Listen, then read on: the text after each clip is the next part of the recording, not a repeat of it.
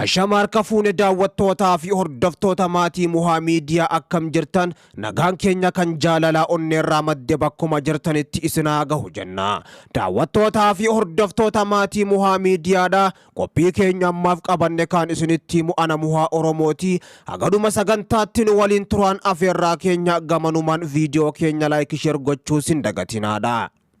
Lolli guddaan humnoota Oromiyaa fi mootummaa Abiyyi Ahmad jidduutti jabaati akkuma itti fufetti jira. Humnoonni Oromiyaa waraanni bilisummaa Oromoo WBO'n zoonii kibbaatti Birgeediin Laga Dambii fi Maddaal Buudaa waliin ta'uudhaan godina Gujii Lixaa Aanaa Malkaatti tarkaanfii cimtuu waraana mootummaa Abiyyi kan godinaalee fi bakkoota hedduurraa waliin gurmaa'uudhaan dhufan irratti fudhateen loltoota isaanii danuu fixuudhaan danuu yoo madeessu waraana hedduu if duuba deebisee jiraachuu waraanni bilisummaa Oromoo WBO'n beeksisee jira. Lolli kun jabaatee yoo itti fufu WBO'n zoonii kibbaa Birgeediin Laga Dambii fi Maddaal Buudaa waliin ta'uudhaan Aanaa Malkaa Soddoo gandoota garaagaraa keessatti waraana Abiyyi kan guyyootaan dura WBO'n rukute if duuba deebi'anii turan humna dabalataa bakkoota hedduudhaan walitti guurrachuudhaan dhufan irratti WBO'n tarkaanfii jabaa fudhateen loltoota mootummaa Abiyyi Ahmad humnoota faashistii PPT kan jedhuun waraanni bilisummaa Oromoo WBO'n hedduu barbadeessuudhaan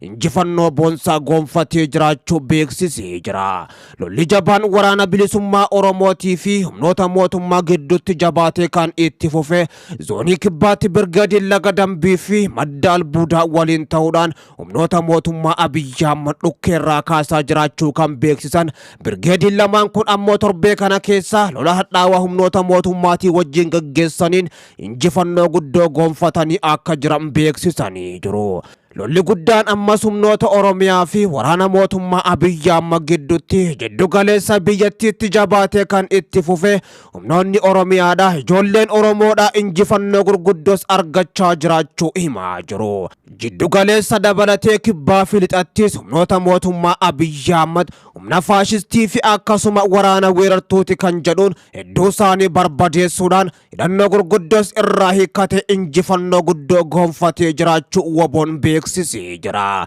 Lixa Oromiyaa fi akkasuma jiddu galeessa Oromiyaa kaaba lixa Shaggar dabalatee tarkaanfii ilaaleessaa kaleessaa fi har'aan tana fudhachaa jiruun humnoota mootummaa Abiyyi Ahmad hedduu isaanii akka baala mukaatti harcaasuudhaan iddoowwan murteessoos gonfatee jiraachuu kan beeksise waraanni bilisummaa Oromoo WBO'n buufataalee waraana Abiyyi Ahmad hedduu isaanii barbadeessuun hojiin ala godhee hidhannoowwan gurguddoo fi iddoowwan murteessoo harkatti galfachuu kan beeksise waraanni bilisummaa Oromoo WBO'n haleellaan qilleensarraa fi lafoodhaan humnoota mootummaa faashistii Abiyyi Ahmadiin Oromiyaa iddoowwan garaagaraatti gaggeeffamaa jiru imala koorra duubatti nan deebisu kan jedhe waraanni bilisummaa Oromoo WBO'n tarkaanfii humnoota mootummaa Abiyyi Ahmad magaalota keessaa qulqulleessuudhaaf fudhachaa jiru itti fufuudhaan aanota hedduu keessaa baasuudhaan magaalota hedduu bilisoomsee humnoota mootummaa Abiyyi Ahmad injifannoon irra aane hedduu isaanii booji'ee jiraachuu beeksisee jira. Keessattuu lixa Oromiyaa bakkoota hedduu waraanni bilisummaa Oromoo WBO'n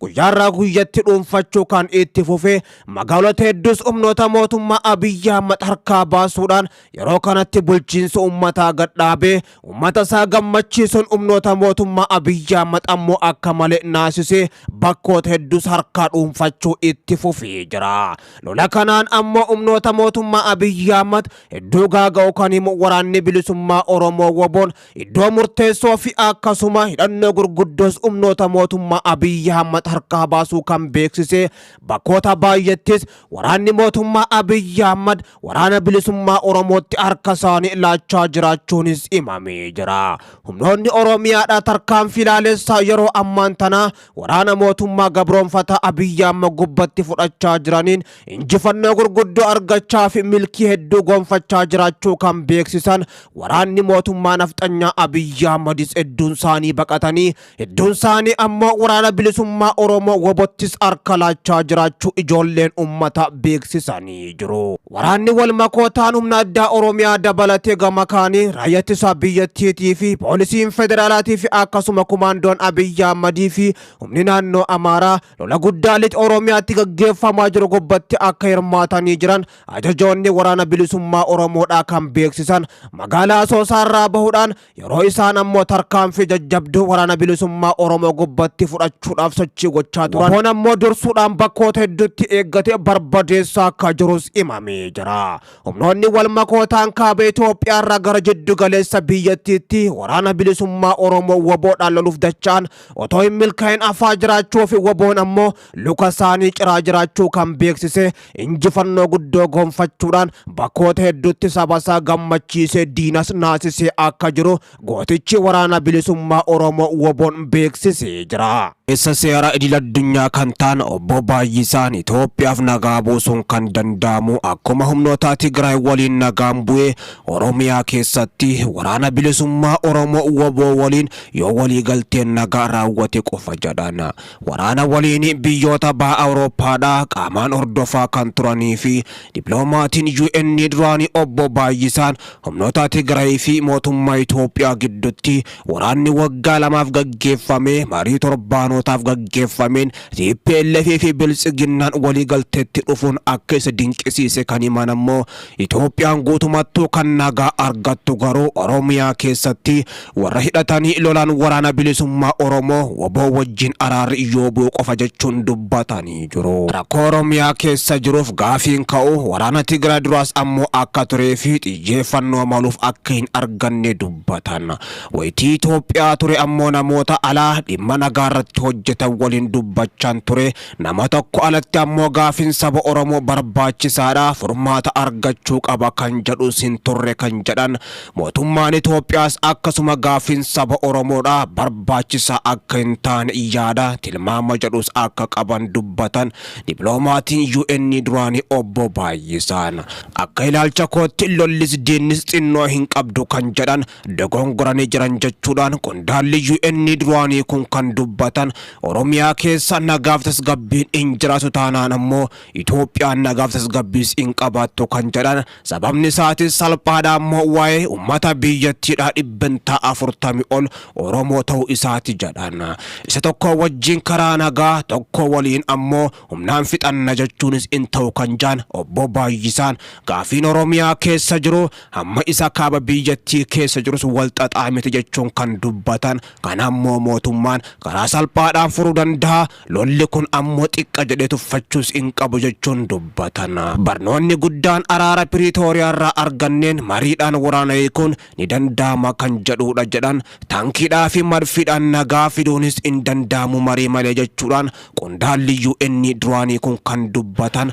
qaamolee yeroo ammaan tana jiddu galeessa biyyattii keessatti wal waraanaa jiran maqaa wal balleessaa wal xiqqeessaa fi seexaanatti wal fakkeessaa wal hadhaa jiru kan jedhan ammoo qaamni Oromiyaa keessatti hidhannoodhaan lolaa jiru kaayyoo dhaabbateef hin qabu jechuun sirrii miti jedhan. Dubbii muummeen ministeera Abiyyi Ahmad ammoo mana maree bakka bu'oota ummataa gubbatti guyyootaan dura kaasan waboon qaama kaayyoo hin qabnee fi waboon ammoo kan hoggannisaa hin beekamne jedhanii turan qeeqanii jiru. Kaayyoo malee namni mana isaa dhiisee bosonatti galeetis in lolu kan jaan kaayyoon isaan gaafatan kun kaayyoon kun heera biyyaatiin deebii argachuu danda'a jettee teessee dubbachuutu sirra jiraata jechuudhaan qondaalli UN duraanii kun kan dubbatan bifa kanaan mootummaan naannoo Oromiyaatis Oromiyaa keessatti karaa nagaatiin hidhattoota waliin dubbachuu akka qabu hojiin hojjechaa jiran jiraachuus himanii jiru. Mootummaan Itoophiyaas kanaaf ammoo fedha qabaachuu dubbiin paarlaamaa muummee Abiyyi Ahmad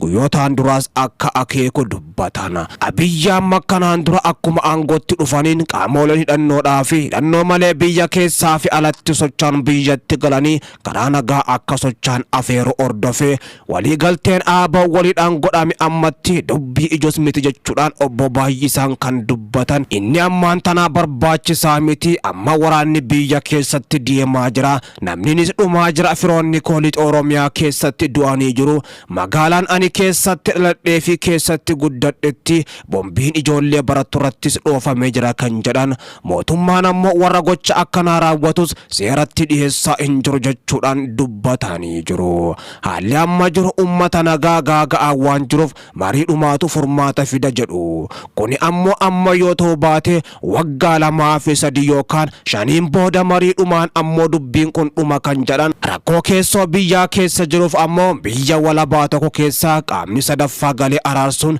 dhibeessiin qabu kan jedhan ammoo obbo Baay'isaan kun kan waraanni bilisummaa Oromoo WBO'n gaafachaa jiru qaamni alaa yookaan walabaatis jidduu galuu ni danda'a jedhanii jiru. Gara caaluun ammoo garuu qaama afaan walii beekuutu kan keessa walii beekuutu walitti dhufee marii rakkoo furuu qaba jechuudhaan dhimma hirmaannaa qaama sadaffaa irrattis kan dubbatan araarri waraana bilisummaa Oromootii fi humnoota mootummaa Abiyyi Ahmad gidduuttis barbaachisaa akka ta'e namni kun dubbatanii jiru. Humnoonni lamaan yeroo Oromiyaa keessatti wal lolaa jiran kanatti namoonni nagaa hedduun ammoo obbaa jiraachuu kan dubbatan qondaalli UN duraanii kun gochi yeroo ammaan tana Oromiyaa keessatti raawwatamaa jiru Oromiyaa jiddu galeessa dabalatee lixaa fi kibbattis ilmaan namaa akka baala mukaatti xayyaara nama malee yookaan dirooniidhaan harcaa jiraachuu kan dubbatan. Kanaaf ammoo furmaanni jiru humnoonni lamaan waraanni bilisummaa Oromoo fi mootummaan gattaa'anii waliin dubbachuudha kan jedhan ammoo